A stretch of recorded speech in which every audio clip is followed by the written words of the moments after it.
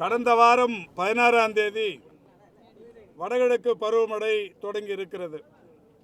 ஒவ்வொரு பருவமழைக்கு முன்னாலேயும் மாண்புமிகு தமிழ்நாட்டின் முதலமைச்சர் அவர்கள் அரசின் பல்வேறு சேவை துறைகளை ஒருங்கிணைத்து ஒவ்வொரு துறையும் எடுக்கப்பட வேண்டிய நடவடிக்கைகள் குறித்து ஆலோசனைகள் வழங்கி தொடர்ந்து ஒவ்வொரு ஆண்டும் பருவமழைக்கு முன்னால் எடுக்கப்பட வேண்டிய முன்னெச்சரிக்கை நடவடிக்கைகளை சிறப்பாக எடுத்து வருகிறார்கள்.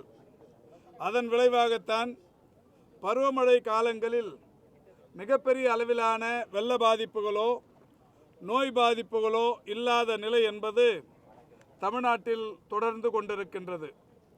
மாண்புமிகு தமிழ்நாட்டின் முதலமைச்சர் அவர்கள் 16ஆம் தேதி வடகிழக்கு பருவமழை தொடங்குகிறது என்றவுடன் மக்கள் நல்வாழ்வுத்துறை, ஊரக உள்ளாட்சித்துறை, நகர்ப்புற உள்ளாட்சித்துறை ஆகிய நிர்வாகங்களை ஒருங்கிணைத்து ஒவ்வொரு ஆண்டும் பருவமழைக்கு முன்னால் முன்னெச்சரிக்கை நடவடிக்கை கூட்டங்களை நடத்த சொல்லி அறிவுறுத்தி, அந்த வகையில் கடந்த 15 நாட்களுக்கு முன்னால் ஒரு கூட்டம் நடத்தப்பட்டு அந்த கூட்டத்தில் மரியாதைக்குரிய நகராட்சி துறையின் அமைச்சர் அவர்களும் கலந்து கொள்ள 10க்கும் மேற்பட்ட துறைகளின் செயலாளர்கள், 15க்கும் மேற்பட்ட IAS அலுவலர்கள், தமிழ்நாட்டின் பல்வேறு அனைத்து மாவட்டங்களிலுமிருந்து மாவட்ட அளவிலான மாநில அளவிலான அலுவலர்கள் என்று ஏறத்தாழ 1000 பேர் அளவுக்கு கலந்து கொண்ட ஒரு பெரிய கூட்டம் நடத்தப்பட்டு ஒவ்வொரு மாவட்டத்திலும் வடகிழக்கு பருவமழையை தொடர்ந்து எடுக்கப்பட வேண்டிய நடவடிக்கைகள் குறித்தான விளக்கங்கள் தந்து அதற்கான குறிப்புகள் எல்லாம் அவர்களிடத்தில் தந்து அனுப்பப்பட்டது. மாண்புமிகு தமிழ்நாட்டின் துணை முதலமைச்சர் அவர்கள் கடந்த 3 நாட்களாக சென்னையின் பல்வேறு பகுதிகளுக்கு நேரடியாக சென்று கடந்த 4½ ஆண்டு காலமாக தமிழ்நாட்டில் குறிப்பாக சென்னை மாநகரில் செயல்படுத்தப்பட்டு கொண்டிருக்கின்ற மழைநீர் வடிகால் வாய்கள், குறிப்பாக நீர்வள ஆதாரத்துறை, பொதுப்பணித்துறை, நெடுஞ்சாலைத்துறை, பெருநகர சென்னை மாநகராட்சி என்று அனைத்து துறைகளின் சார்பிலும் எடுக்கப்பட்ட நடவடிக்கைகள் குறித்தான ஆய்வினை நேரடியாக சென்று கடந்த 3 நாட்களாக செய்து வருகிறார்கள். இந்த நிலையில்தான் நேற்றைக்கு மாண்புமிகு தமிழ்நாட்டின் துணை முதலமைச்சர் அவர்கள் தலைமையில் அண்ணா அறிவாலயத்தில் சென்னை, தாம்பரம், ஆவடி ஆகிய மாநகராட்சி பகுதிகளுக்குட்பட்ட மாநகராட்சி மன்ற உறுப்பினர்கள், மக்கள் பிரதிநிதிகள், அதேபோல் நம்முடைய அமைச்சர் பெருமக்கள் என்று பல்வேறு தரப்பினரும் கலந்து கொள்ளுகிற வகையிலான ஒரு கூட்டத்தை நடத்தி இந்த மழைக்காலத்தில் எப்படிப்பட்ட நடவடிக்கைகளில் உடன் இருக்க வேண்டும், ஈடுபட வேண்டும் என்றெல்லாம் அறிவுறுத்தி இருக்கிறார்கள். இந்த அரசு பொறுப்பேற்றதற்கு பிறகு சென்னையின் மிகப்பெரிய அளவிலான வெள்ள பாதிப்புகளை தடுப்பதற்கும் பெரிய அளவிலான பாதிப்புகளிலிருந்து சென்னையை காப்பதற்கும் ஏராளமான நடவடிக்கைகள் எடுக்கப்பட்டிருக்கிறது.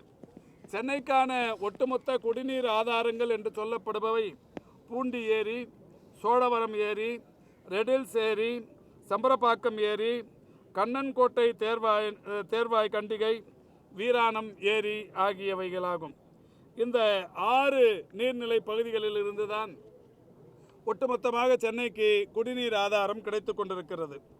சென்னைக்கான ஒட்டுமொத்த குடிநீர் ஆதாரத்திற்கான இருப்பு என்று எடுத்துக்கொண்டால் 13,222 மில்லியன் கன அடி தண்ணீரை தேக்கி வைக்கும் அளவுக்கான அந்த வாய்ப்பு இந்த 6 நீர்நிலைகளின் மூலம் கிடைத்திருக்கிறது. ஆனால் தற்போது எவ்வளவு நீர் இருப்பு இருக்கிறது என்றால் 13,222 மில்லியன் கன அடியில் 10,028 மில்லியன் கன அடி நீர் தற்போது இருப்பு இருக்கிறது. அந்த வகையில் இன்றைக்கு அனைத்து நீர்நிலைகளும் நிரம்பும் தருவாயில் மகிழ்ச்சிகரமாக சென்னையின் குடிநீர் ஆதாரத்திற்கு ஒரு திருப்தி ஏற்படுகிற வகையிலான நிலை என்பது இருந்து கொண்டிருக்கிறது. குறிப்பாக இந்த அடையாறு செம்பரப்பாக்கம் ஏரி என்பது 25.51 சதுர கிலோமீட்டர் பரப்பிலான மிகப்பெரிய ஏரியாகும். அதனுடைய அந்த ஏரியின் நீர்மட்ட உயரம் என்பது 24 அடி. தற்பொழுது எவ்வளவு அடிக்கு நீளத்திற்கு அந்த நீர்மட்டம் உயர்ந்திருக்கிறது என்றால் 21.27 மீட்டர் அளவுக்கு இன்றைக்கு நீர்மட்டம் உயர்ந்திருக்கிறது. 24 அடி நீர்மட்ட மொத்த உயரத்தில் 21 அடியை கடந்திருக்கிறது. அதனுடைய ஒட்டுமொத்த கொள்ளளவு 3645 மில்லியன் கன அடியாகும். இன்றைக்கு மாண்புமிகு தமிழ்நாட்டின் முதலமைச்சர் அவர்கள் தொடர்ந்து மழை பொழிந்து கொண்டிருக்கிற காரணத்தினாலும் அந்த செம்பரப்பாக்கம் ஏரியின் கேட்ச்மெண்ட் ஏரியா என்று சொல்லக்கூடிய நீர்பிடிப்பு பகுதிகளில் நீர் தொடர்ந்து அந்த ஏரிக்கு வந்து கொண்டிருக்கின்ற காரணத்தினாலேயும் படிப்படியாக செம்பரப்பாக்கம் ஏரியிலிருந்து நீர் திறப்பை அதிகாரிகளுக்கு உத்தரவிட்டு அந்த வகையில் செய்யப்பட்டு கொண்டிருக்கிறது. நேற்று காலை 100 கன அடி தண்ணி திறந்து வைக்கப்பட்டது. நேற்று மதியத்திற்கு பிறகு அது 500 கன அடியாக உயர்த்தப்பட்டது. இன்று காலை அது 750 கன அடி தண்ணீர் இன்றைக்கு செம்பரப்பாக்கத்திலிருந்து உபரி நீராக திறந்து விடப்பட்டிருக்கிறது. இந்த 750 கன அடி தண்ணீர் செம்பரப்பாக்கத்திலிருந்து கடலில் வந்து கலக்கிற போது இங்கே எவ்வளவு கன அடி தண்ணீர் வருகிறது என்றால் 5300 கன அடி தண்ணீர் இப்போது கடலில் கலக்கிறது. 750 செம்பரப்பாக்கத்திலிருந்து திறந்து விடப்பட்டு செம்பரப்பாக்கத்திலிருந்து அடையாறு முகத்துவாரத்திற்கு வருகிற வழியில் எங்கேயெல்லாம் இந்த சிறிய சிறிய நீர்நிலைகள் எல்லாம் இதில் இணைந்து பல்வேறு நீரோடைகள் இதில் இணைந்து கடலுக்கு வருகிற போது 5300 கன அடியாக வந்து கொண்டிருக்கிறது. இந்த அடையாற்றை பொறுத்தவரை ஏற்கனவே இந்த அரசு பொறுப்பேற்பதற்கு முன்னால் ஒரு 25,000 கன அடி தண்ணீரை மட்டுமே தாங்கி வரும். இந்த 25,000 கன அடியை தாண்டி அதிக அளவிலான வெள்ளப்பெருக்கு வந்தால் அடையாற்றின் ஓரம் இருக்கிற குடியிருப்பு பகுதிகளுக்குள் நீர் புகுந்து பாதிப்பை ஏற்படுத்தும். மாண்புமிகு தமிழ்நாட்டின் முதலமைச்சர் அவர்கள் அடையாறு செம்பரப்பாக்கம் ஏரிக்குள் நுழைகிற பகுதியில் பல்வேறு வகைகளில் நில ஆர்ஜிதம் செய்து அங்கே ஆழப்படுத்தி அகலப்படுத்தி இருக்கிறார்கள்.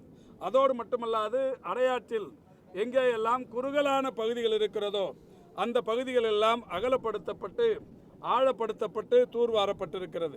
இப்படி செய்திருக்கிற காரணத்தினால் தற்போது இந்த அடையாற்றில் ஒரே நேரத்தில் 40,000 கன அடி தண்ணீர் வந்தால் கூட குடியிருப்புகளை பாதிக்காது என்கின்ற நிலை இன்றைக்கு இந்த அரசால் மாண்புமிகு முதல்வர் அவர்களால் ஏற்படுத்தப்பட்டிருக்கிறது. எனவே 750 கன அடி தண்ணீர் வருகிறது. நேற்றைக்கு 100ஆக இருந்தது, பிறகு 500ஆக உயர்ந்தது, இப்பொழுது 750ஆக உயர்ந்திருக்கிறது என்கின்ற அச்சம், பயம், பதட்டம் பொதுமக்களுக்கு தேவையில்லை. காரணம், இந்த அடையாற்றை பொறுத்தவரை இன்றைக்கு மாண்புமிகு தமிழ்நாட்டின் முதலமைச்சர் அவர்கள் ஆழப்படுத்தி இருப்பதாலும் அகலப்படுத்தி இருப்பதாலும் பல்வேறு இடங்களில் இருந்த இடையூறுகளை அகற்றி இருப்பதாலும் இன்றைக்கு தடையில்லாமல் நீர் வந்து கொண்டிருக்கிறது. இப்பொழுது முகத்வாரத்தில் நானும் பாராளுமன்ற உறுப்பினரும் நம்முடைய வேளச்சேரி தொகுதியின் சட்டமன்ற உறுப்பினரும் பெருநகர சென்னை மாநகராட்சியின் மண்டல குழு தலைவரும் அதேபோல் இன்றைக்கு மாண்புமிகு தமிழ்நாட்டின் முதலமைச்சர் அவர்களால் ஒவ்வொரு மண்டலத்திற்கும் ஒரு IAS அலுவலர் நோடல் ஆபீசர்களாக இன்றைக்கு நியமிக்கப்பட்டிருக்கிறார்கள். அவரும் இந்த ரீஜனல் அதாவது RDC என்று சொல்லக்கூடிய ஆணையர் அவர்களும் இங்கே வருகை தந்து இப்பொழுது இந்த முகத்வாரத்தை பார்த்திருக்கிறோம். இந்த முகத்வாரத்தை பொறுத்தவரை 40,000 கன அடி தண்ணீர் வந்தாலும் கடலுக்குள் உட்புகுவதற்கு ஏற்ப ஏற்கனவே 150 மீட்டர் அகலத்திற்கு மட்டுமே கடலில் நீர் கலக்கிற பகுதி இருக்கிறது.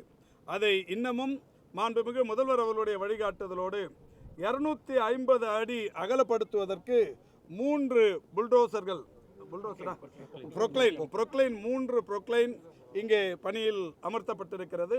இதை பொறுத்தவரை இந்த 3 புரோக்ளைனும் இந்த மழை முடிவடைகிற வரை, இந்த வடகிழக்கு பருவமழை முடிவடைகிற வரை இங்கே இதை அகலப்படுத்தி கொண்டே இருக்கும். இப்பொழுது 150 மீட்டர் என்று இருப்பதை 250 மீட்டர் வரை அகலப்படுத்தும் பணி நடைபெற்று கொண்டிருக்கிறது. எனவே இந்த மழை என்பது இப்பொழுதுதான் தொடங்கி இருக்கிறது. 16ஆம் தேதி தொடங்கிய மழை 17லிருந்து நேற்று வரை சென்னையில் பெய்திருக்கிற சராசரி மழையின் அளவு 16.93 சென்டிமீட்டர். 16.93 சென்டிமீட்டர் அளவுக்கு தற்போது சென்னையில் மழை பொழிவு பதிவாகி இருக்கிறது கடந்த 5-6 நாட்களில். என்றாலும் இன்றைக்கு சென்னை மாநகரை பொறுத்தவரை 22 சுரங்கப்பாதைகள் இருக்கிறது. ஒரு சுரங்கப்பாதை கூட மழை நீரால் பாதிக்கப்பட்டு மழைநீர் சூழ்ந்து போக்குவரத்திற்கு இடையூறு ஏற்படுத்தவில்லை. எல்லா போக்குவரத்தும் சகஜ நிலையில் இருந்து கொண்டிருக்கிறது. மிகப்பெரிய அளவில் கடந்த ஆட்சி காலங்களில் ஒரு 4-5 சென்டிமீட்டர் அளவுக்கு மழை பொழிந்தாலே நாள் கணக்கில் வார கணக்கில் கூட பல்வேறு தெருக்களில் தண்ணீர் தேங்கி நிற்கும். 16.93 சென்டிமீட்டர் அளவுக்கான மழை ஒரு 5-6 நாட்களில் பெய்திருக்கிற சூழலிலும் ஒரு இடத்திலும் கூட மழைநீர் சூழ்ந்து மக்களை பாதிப்புக்குள்ளாக்கவில்லை. எந்த சுரங்கப்பாதையும் போக்குவரத்திற்கு இடையூறாகவும் இல்லை. இந்த நிலையில் இந்த முகத்வாரத்தை மாண்புமிகு தமிழ்நாட்டின் முதலமைச்சருடைய வழிகாட்டுதலோடு இன்றைக்கு சீர்படுத்தும் பணி நடைபெற்று கொண்டிருக்கிறது. இது ஏதோ இன்றைக்கு மட்டுமே நடைபெற்று கொண்டிருக்கிற பணியாக இல்லை. தொடர்ந்து இந்த 4½ ஆண்டு காலமாக இந்த ஒவ்வொரு பருவமழைக்கு முன்னாலேயும் இந்த மணலை சீர்படுத்தி கொண்டிருக்கிறார்கள்.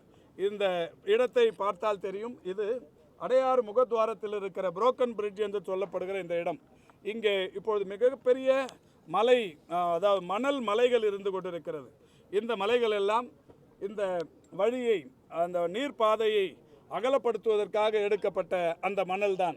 தற்பொழுதும் கூட இந்த மணல் எல்லாம் எடுத்து போட்டதன் விளைவு ஒரு 4 லட்சம் கன அடி மணல் எடுத்து போட்டதன் விளைவு இப்போ சீனிவாசபுரம் பாதுகாக்கப்பட்டிருக்கிறது.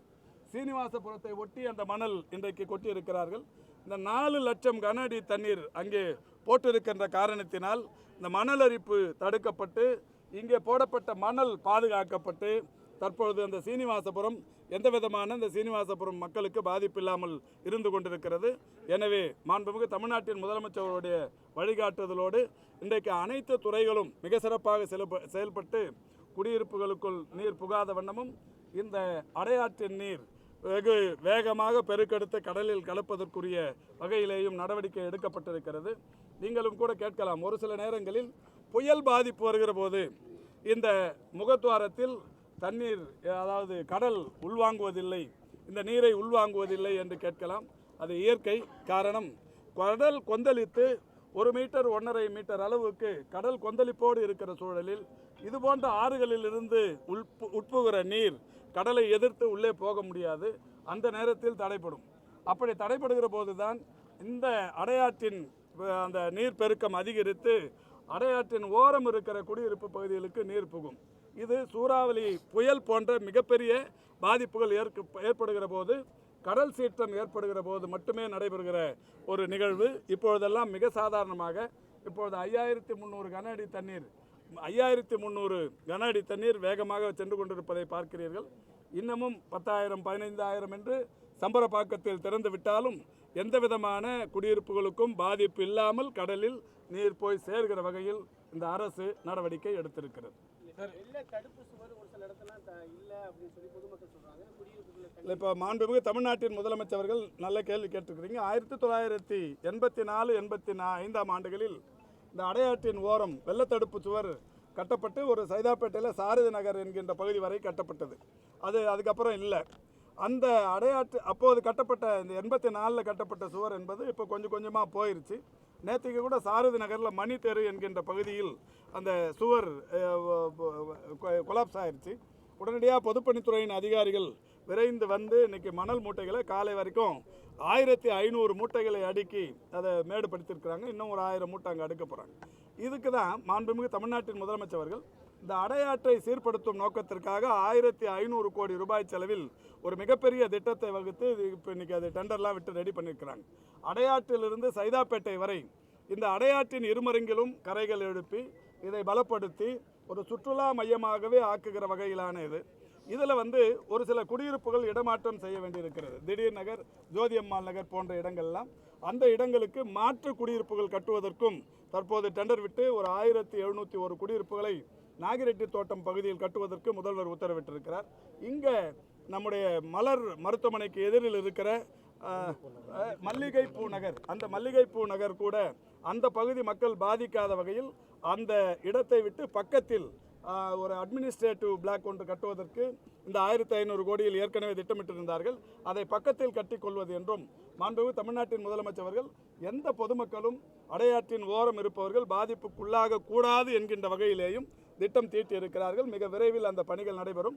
இந்த பணிகள் நடைபெற தொடங்கினால் ஒரு 1½ ஆண்டுக்குள் அடையாற்றிலிருந்து சைதாப்பேட்டை வரையில் இருக்கிற இந்த அடையாற்றுங்கரை இரு பகுதியும் அழகுபடுத்தப்படும், பலப்படுத்தப்படும், சுற்றுலா மையமாகவே மாறும். இது மக்களுக்கு பாதுகாப்பான அமைப்பாக உருவாகும். சார், இப்போ நீங்கள் சென்னை மாநகராட்சியுடைய மேயராக இருந்திருக்கீங்க. அப்போ நிறைய நடவடிக்கை எடுத்திருக்கீங்க.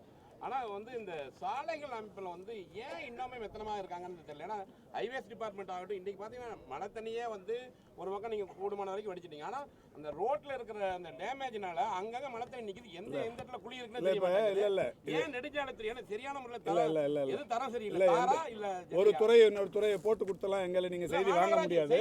இல்லை நான் சொல்லிடுறேன். இல்லை என்ன சொல்ல வரேன்னா, இன்னைக்கு சென்னை மாநகரில் முதல் ஃபேஸ் வந்து மெட்ரோ ட்ரெயின் முடிஞ்சு இப்போ செகண்ட் ஃபேஸ் மெட்ரோ ட்ரெயின் போயின்னு இருக்கு.